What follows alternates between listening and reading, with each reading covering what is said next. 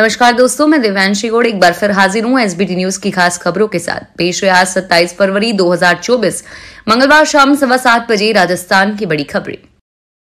प्रधानमंत्री नरेंद्र मोदी ने सभी वर्ग के लोगों से नए मतदाताओं के बीच मेरा पहला वोट देश के लिए अभियान के बारे में संदेश फैलाने का आग्रह किया है। नए मतदाताओं के बीच जागरूकता फैलाने और युवा मतदाताओं को अपने लोकतांत्रिक अधिकार का प्रयोग करने के लिए प्रोत्साहित करने के वास्ते मेरा पहला वोट देश के लिए विषयक अभियान चलाया जा रहा है। 50 करोड़ रुपए की धोखाधड़ी के मामले में पुलिस ने 72 साल के बुजुर्ग को गिरफ्तार किया है। आरोपी 5 साल से फरार चल रहा था। विदेश भागने की फिराक में हैदराबाद एयरपोर्ट पर पहुंचा तो पकड़ा गया। आरोपी ट्यूलिप ग्लोबल कंपनी में डायरेक्टर है। पुलिस ने लुकआउट नोटिस भी जारी कर रखा है। आरोपी जयपुर निवासी पीसी जैन और उसकी पत्नी शशि जैन के खिलाफ अजमेर के रूपनगढ़, किशनगढ़ के अलावा देश भर में 100 से ज्यादा मामले दर्ज हैं। अजमेर की गंज थाना पुलिस टीम आरोपी को सोमवार देर शाम हैदराबाद से अजमेर लेकर आई। सीओ गुरुशंकर ने बताया कि आरोपी को कोर्ट में पेश कर रिमांड पर लिया गया है। उदयपुर के सरकारी महाराणा भोपाल हॉस्पिटल में 4 दिन पहले चोरी हुई 13 महीने की बच्ची मंगलवार को मिल गई। जानकारी के अनुसार 24 फरवरी को तड़के 5:30 बजे एक महिला मासूम अभियंशी को उठा ले गई थी। इस दौरान अभियंशी अपनी मां हिना के पास सर्जिकल वार्ड के बाहर सो रही थी। घटना की जानकारी के बाद हाथीपोल थाना पुलिस ने सीसीटीवी कैमरे खंगाले, जिसमें एक महिला उन्हें ले जाती हुई दिखी। इसके बाद 4 टीमें बनाकर तलाश शुरू की गई और पता चला कि महिला बच्ची को लेकर उदयपुर नाथद्वारा हाईवे की तरफ निकली है।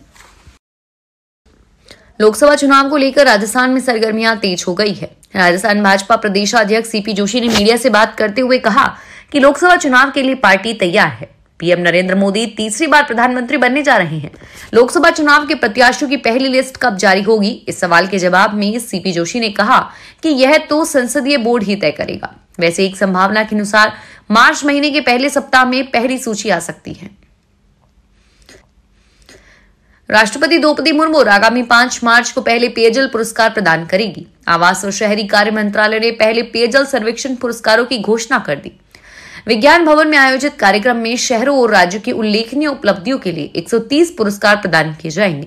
ये पुरस्कार प्रतिष्ठित पेयजल, स्वर्ण, रजत, कांस्य सिटी पुरस्कारों से लेकर विभिन्न श्रेणियों तक होंगे। पुरस्कार सर्वश्रेष्ठ जल निकाय, सतत चैंपियन, पुनः उपयोग, जल गुणवत्ता और अमृत रोटेटिंग ट्रॉफी के लिए दिए जाएंगे। अजमेर में भाजपा की लोकसभा चुनाव को लेकर हो रही बैठक में अजमेर दक्षिण विधायक व पूर्व मंत्री अनीता बधेल नाराज होकर वहां से रवाना हो गई। दरअसल भाजपा कार्यालय में मंगलवार को अजमेर लोकसभा क्षेत्र की तैयारियों को दोपहर 2 बजे बैठक हुई। इसमें प्रभारी दिया कुमारी भी मौजूद थी। मान मनोहार करने के बाद भी पूर्व मंत्री नहीं मानी और बीच बैठक से निकल गई।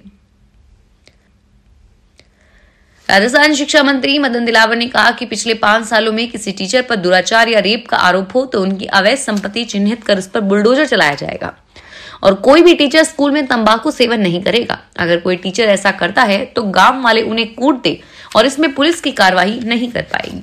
सोमवार को शिक्षा मंत्री और पंचायती राज मंत्री मदन दिलावर ने बाड़मेर जिला मुख्यालय पर शिक्षा विभाग और पंचायती राज विभाग के अधिकारियों की मीटिंग ली। लोकसभा चुनावों को लेकर बीजेपी का केंद्रीय नेतृत्व राजस्थान में पहले चरण में 18 सीटों पर प्रत्याशी घोषित कर सकता है। इन सीटों पर प्रत्याशियों के नामों का पैनल तैयार किया जा रहा है। ऐसे में पहले चरण में 18 सीटों या इनमें से कुछ सीटों पर बीजेपी प्रत्याशी घोषित कर सकती है। सर्वे रिपोर्ट और परफॉर्मेंसेस के आधार पर प्रदेश बीजेपी इन सीटों पर पैनल तैयार कर रही है। इन सीटों पर चेहरा बदलना लगभग तय हो चुका है। इसके अलावा 8 ऐसी लोकसभा सीटें और है जिन पर बीजेपी नया प्रत्याशी उतार सकती है। खेतों में लहलहा रही गेहूं की फसल के पकने से पहले उपज पर बोनस की घोषणा से किसानों की अच्छी आमदनी की उम्मीदों को पंख लग गए हैं। समर्थन मूल्य पर उपज को बेचान करने मूल्य के अतिरिक्त 125 रुपए प्रति क्विंटल अतिरिक्त मिलेंगे और इसके लिए 10 मार्च से समर्थन मूल्य पर गेहूं की खरीद शुरू होगी। राजस्थान राज्य सरकार की ओर से समर्थन मूल्य पर फसल खरीद का कार्यक्रम घोषित होने के बाद जिले में गेहूं की एमएसपी खरीद की तैयारियों में शुरू हो गई है, जहां पर एफसीआई, राजभेड़, तिलम संघ और नेफेड द्वारा सीधे या क्रय विक्रय समिति के माध्यम से गेहूं की खरीद होगी। जोधपुर में इंफ्रास्ट्रक्चर कंपनी के ठिकानों पर इनकम टैक्स की छापेमारी करीब 30 घंटे तक चल रही है। दिल्ली, जयपुर और कानपुर से आई टीम ने कंपनी के 10 ठिकानों पर छापा मारा।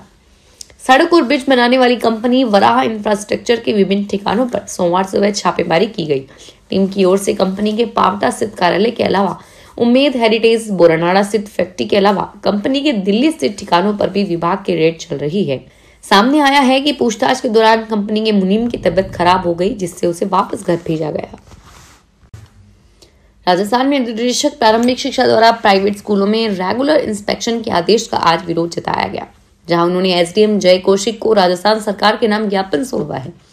प्राइवेट स्कूल बचाओ संघर्ष समिति के सुरोज चौधरी ने बताया कि राजस्थान में सरकार चाहे कांग्रेस की हो या बीजेपी की, वह संस्थानों पर हथौड़ा चलाने का काम करना चाहती है। इससे पूर्व कांग्रेस सरकार द्वारा भी 25 अप्रैल 2019 को प्रारंभिक एवं माध्यमिक शिक्षा निर्देशकों द्वारा ज्वाइंट रूप से ऐसा ही आदेश जारी करवाया था, जिसका विरोध करने पर तत्कालीन शिक्षा मंत्री और शासन सचिव ने उस पर रोक लगा दी थी। आगामी लोकसभा चुनाव में केंद्रीय मंत्री अर्जुन राम मेघवाल की परंपरागत बीकानेर सीट पर कांग्रेस उम्मीदवार को लेकर कांग्रेस में जोर शोरों से मंथन शुरू हो गया है। लोकसभा चुनाव में कांग्रेस उम्मीदवार रह चुके मदन गोपाल मेघवाल के बाद गोविंद मेघवाल दूसरे नंबर पर है, जो अशोक गहलोत सरकार में कैबिनेट मंत्री रहे और मोडाराम जिला प्रमुख है, जबकि सरिता चौहान का नाम भी दावेदारों में शामिल है। विदेश से पढ़ाई कर चुकी सरिता चौहान खाजूवाला की प्रधान नहीं है। फार्मासिस्ट भर्ती में कितने अभ्यर्थियों ने बाहरी राज्यों के विश्वविद्यालयों की फर्जी डिग्री लगाई है या फिर राजस्थान के निजी विश्वविद्यालयों के नाम की फर्जी डिग्री है, जल्द ही इसका खुलासा करने की तैयारी है। राजस्थान चिकित्सा विभाग ने फर्जीवाड़े के खिलाफ सख्त एक्शन लेते हुए जांच शुरू कर दी है। ये टीमें 15 राज्यों की डिग्रियां और प्रदेश के निजी विश्वविद्यालयों की डिग्रियों की जांच करेगी। सबसे बड़ी बात है कि अभ्यर्थी ने फार्मासिस्ट भर्ती में जिस विश्वविद्यालय की डिग्री लगाई है, टीम वहां जाएगी और उनका पूरा रिकॉर्ड चेक करेगी। मध्य प्रदेश, यूपी, राजस्थान और हरियाणा में सोमवार को जोरदार बारिश हुई और कहीं कहीं ओले भी गिरे। मौसम विभाग ने कहा कि 2 दिन तक ऐसा ही मौसम रहेगा। मध्य प्रदेश के छिंदवाड़ा में भी 3 आंधी के साथ मूसलाधार बारिश हुई। जबलपुर, हरदा, भोपाल समेत 15 जिलों में बूंदाबांदी हुई। राजस्थान में सोमवार को सीकर, हनुमानगढ़, जैसलमेर, चूरू में बरसात हुई और जैसलमेर में तेज हवा के साथ बूंदाबांदी हुई। कक्षा 1 से 8वीं तक के विद्यार्थियों को रोजाना राजकीय स्कूलों में मिड डे मील परोसा जाता है। इसकी गुणवत्ता के बारे में विद्यार्थियों के परिजनों को, खासकर माताओं को पता तक नहीं चलता।